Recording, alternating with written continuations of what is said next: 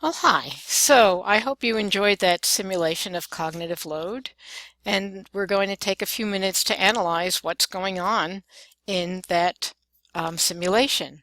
So basically, given that we have a cognitive workspace that's limited in size, in other words, a limited working memory capacity, when we do a complex task such as writing, we have lower order processes like letter formation, handwriting, spelling, competing for that limited cognitive workspace.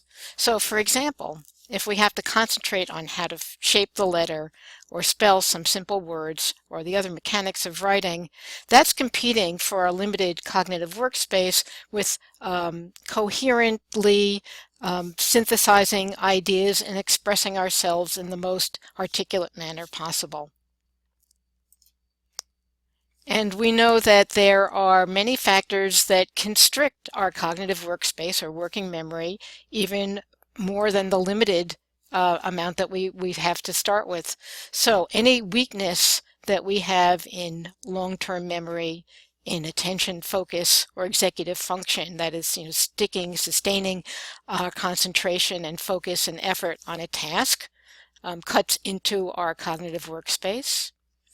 Language deficits, and these could be people who have language processing difficulties such as dyslexia or word retrieval problems, or individuals who are operating in a second language which is not completely automatic or fluid.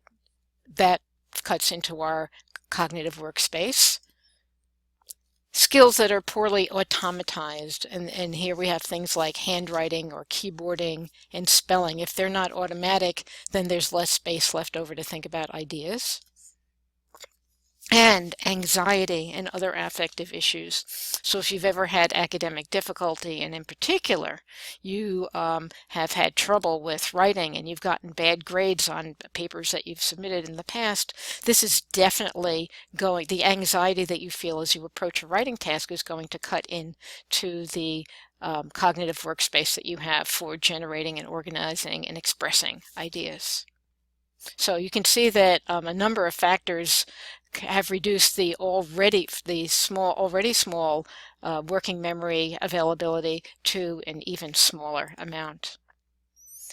On the other hand, we have identified many factors which can increase or enhance that cognitive workspace.